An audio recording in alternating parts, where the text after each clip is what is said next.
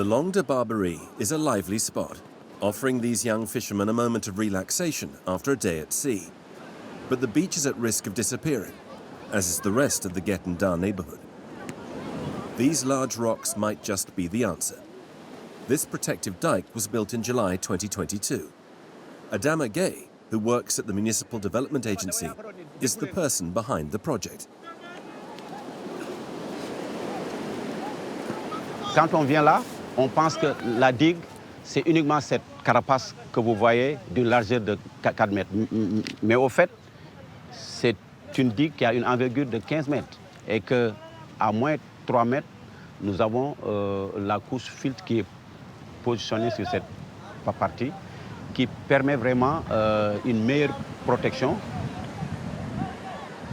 The dike stretches over 2 kilometers and is designed for emergency situations. Dès le départ, on a signifié aux bénéficiaires de cette digue que la digue n'empêche pas aux vagues de franchir, mais ça permet de réduire de manière très significative l'intensité des vagues. L'intérêt de ça, c'est que lorsqu'une vague arrive, quand ça tape, ça entre au niveau de ces porosités-là. Et ça repart.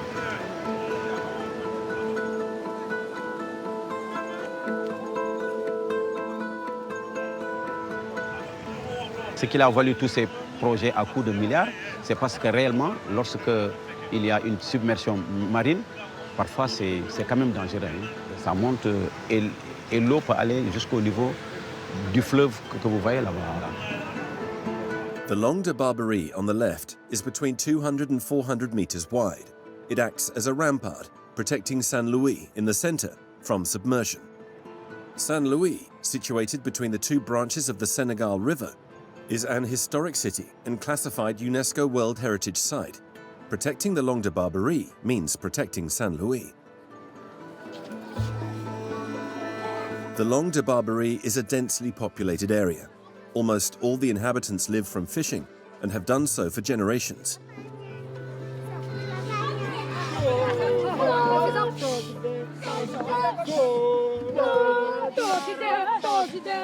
Only 15 years ago, the sea was 300 meters away. But with coastal erosion and rising sea levels, it's now only a few dozen meters from the houses. When Adama Gay comes to the beach, he's very often questioned by the people here. His role is that of social mediator. Several months after the completion of the work, he continues to explain the importance of the sea wall. Lan moo tax ñu jël roche yi am nañ ciment buñ ko mënee ciment mais xam nga la moo tax duñ ko ciment xànq ngeen koy wax xànq bu ñëwee day andi ndox bi day dugg. Abbas Fall, one of the residents here, has complained about the presence of rats in the rocks used to build the dike. He and his family live here beneath the blue shelter. They will be the next to have to leave. Mais il faut que ñu ñëw état bi ñu waxtaan ak ñun xamal ñu jox na fi nga xamante ne tey bu ñu fa demee daan fa mën a toog parce que ñun ay mool lañu suñu bagage liggéeykaay bi si boori géej gi kon tey mool waru mën a sori géej. The next step, now that the dike has been built, is evacuation. In this neighborhood of Guet-en-Da, houses will be raised along a 20 meters wide strip between the ocean and this street. More than 10,000 people will need to be relocated. They'll be coming here, 15 kilometers inland. The Jugop site is already home to displaced people from the Langue de Barbarie, whose houses were destroyed in 2018.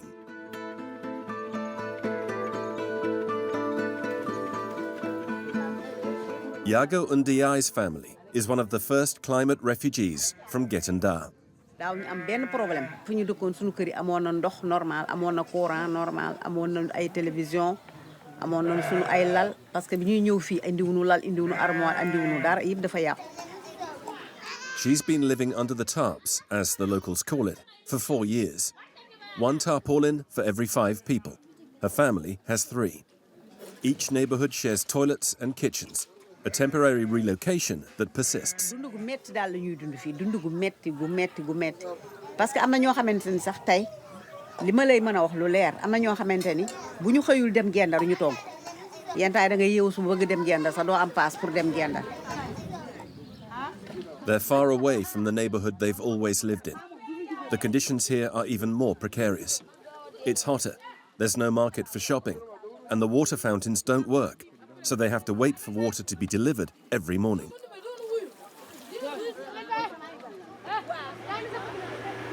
Work has begun nearby on the construction of 600 permanent houses, school, a market, and green spaces. This will perhaps provide them with a minimum level of comfort, but nothing more.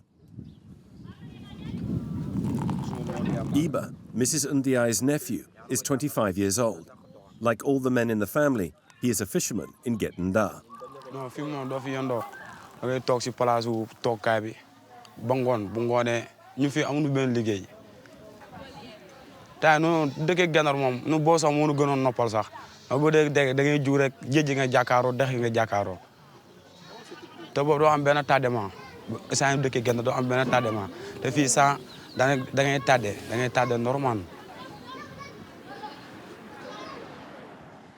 The sea is 40 minutes away by bus, the number 2. Sometimes they have to wait for an hour or even 2. A single ticket costs 150 CFA, the equivalent of 22 euro cents.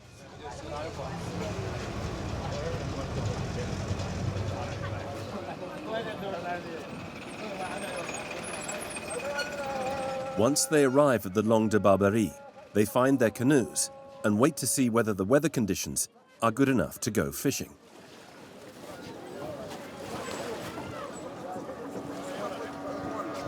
Waaw liggéey mi liggéey man dama juddu fekk sama papa di ci liggéey mu dem boo xamante am na matériel boo xamante ni moom lay liggéeyee. They have the green light to go to sea. This time, at least, they didn't make the trip for nothing. The relocated fishermen are far from their means of support, and those who still live in Guet-Ndar are constantly under threat of coastal erosion. Professor Boubou Aldiouma Sy, a geographer at the University of St. Louis, specializes in geomorphology, the study of landforms. He's been studying this area for years. Là où on est assis actuellement, la hauteur des vagues en 2018, des dernières grandes vagues de 2018, grandes, avait passé à 1,50 m au-dessus de là où on est actuellement. Quand on prend les côtes sénégalo-mauritaniennes, on estime que la vitesse d'érosion, de recul du trait de côte est de l'ordre du mètre par an. Mais cela varie d'un endroit à un autre, évidemment. Maintenant, la particularité de là où nous sommes, sur la Langue de Barbarie, c'est que la topographie est basse, ça c'est le premier problème. Le second problème, c'est que la Langue de Barbarie est un cordon littoral sableux. These factors mean the coastline is very loose and susceptible to erosion. How will the barrier react to the construction of the dike? A large-scale scientific study has been launched to measure the impact. Il y a des caméras qu'on a installées pour observer les mouvements des vagues et des houles. Les données, on les traite régulièrement. Chaque mois, on les traite régulièrement pour avoir une idée des forces hydrodynamiques qui s'exercent sur ce faciès très sensible. Ça filme les rouleaux de vagues, la vitesse, etc. Et ça permet de suivre aussi le comportement de la plage à l'échelle de l'année suivant les saisons. Ça peut être intéressant. Et tout cela aussi peut aider éventuellement l'État à mieux concevoir des stratégies de protection qui soient plus durables. More sustainable than what is currently being done in San Luis or elsewhere.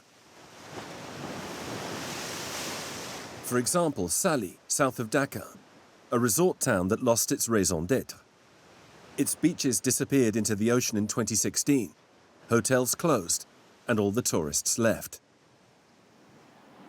Aisha Sene, a souvenir seller for 20 years, watched it all unfold. La plage était jusque là-bas. Et là, il y a les touristes qui s'installaient là avec le transat et tout. Mais maintenant, tu as vu, la mer a détruit tout. In 2020, breakwaters and groins were built. The beaches were refilled with sand taken from the sea, creating 7 kilometers of beach. The tourist economy has also been partly revived. But over the past 2 years, nature has already changed the landscape. Boubacar Sabali, director of one of the hotels in Saly, is perplexed.